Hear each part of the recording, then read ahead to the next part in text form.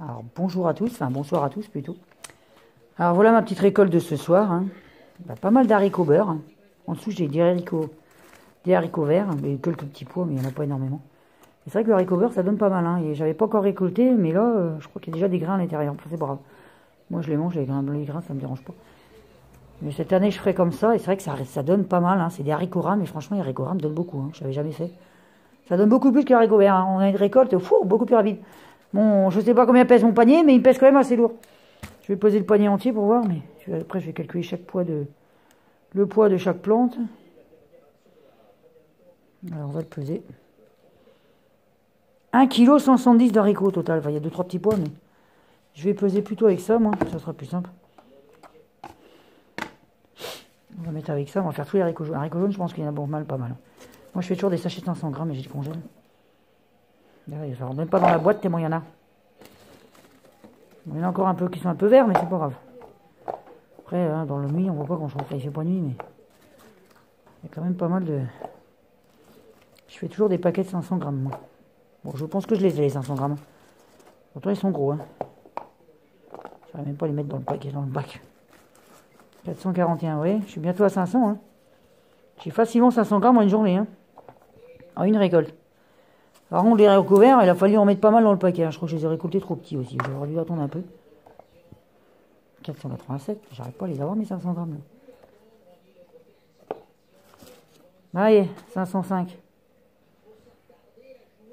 Bon, 497. Je suis bien alors.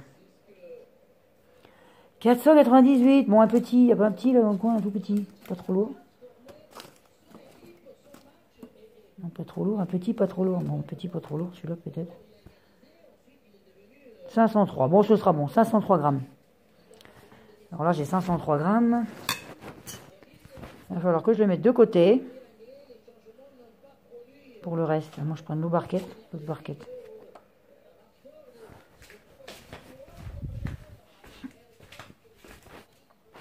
La barquette est là. On va prendre celle-ci.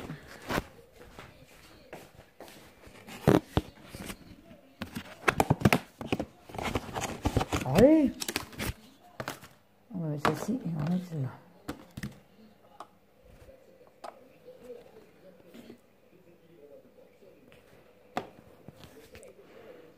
Oh zut, c'est pas ça qu'il fallait faire. Je me trompe. Voilà, on va faire, j'ai dit 503 grammes. On va faire peut-être les haricots verts, parce que là j'ai plus grand chose en haricots jaunes. On va voir ce qu'il reste comme récolte aujourd'hui.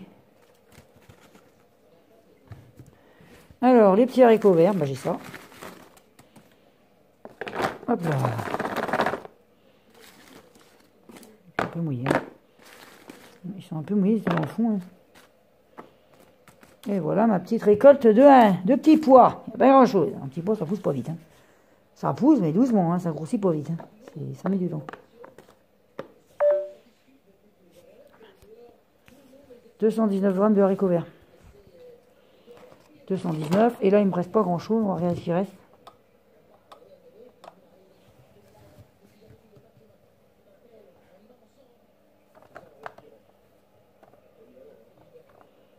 Faut pas que ça touche le bord. Voilà.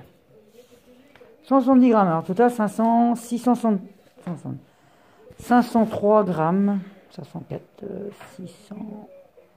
674 grammes de haricots jaunes. Waouh, comparé à ça, la première fois, j'en ai même pas récolté 100 grammes. J'ai un autre paquet dans le congélateur, mais. Sinon, je vous annonce une mauvaise nouvelle. J'ai le mildiou. J'ai attrapé le mildiou. C'est une catastrophe. Tous mes pieds de tomates sont attaqués. Tous, à part ceux qui sont extérieurs. Bon, il y en a 3 qui commencent peut-être à l'avoir, mais je les ai aspergés tout à l'heure de bicarbonate de soude et de savon noir. Mais franchement, je pense pas que ça fasse effet parce que je crois que c'est pire. J'ai été les voir tout à l'heure. Il y a 2 pieds au niveau de la tête, ils étaient verts. Maintenant, ils sont noirs. Ça marche pas du tout, le bicarbonate. Hein.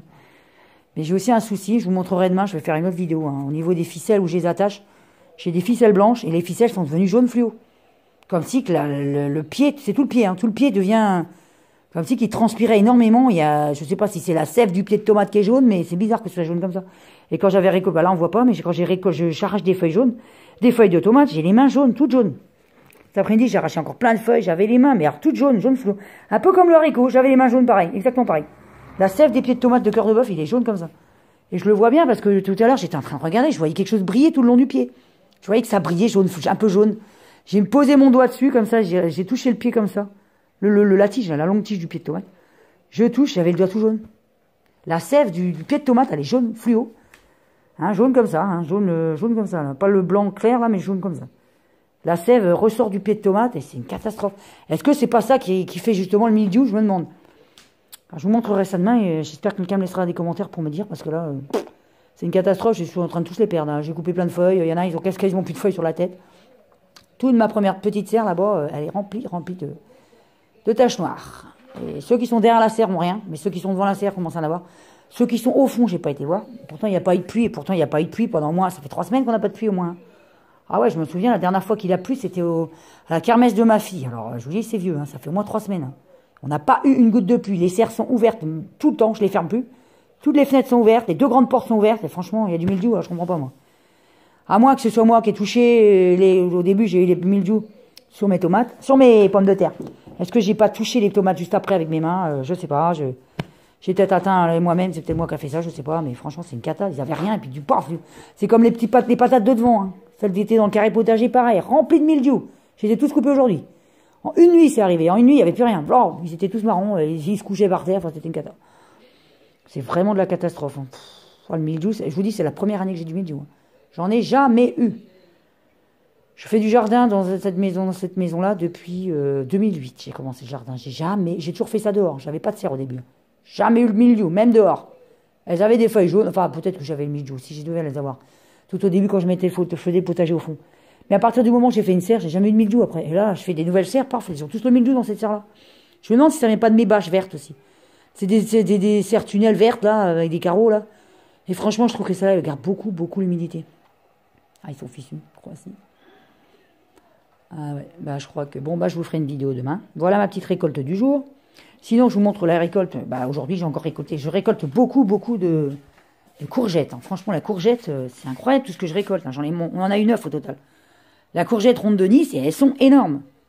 J'en ai jamais eu autant. Hein. Comparé à une courgette comme ça, celle-là, c'est la première que j'ai eue. On l'a pas encore mangée. J'en ai eu qu'une de celle-là. Par contre, celle-ci, là, j'en ai combien? 1, 2, 3, 4, 5.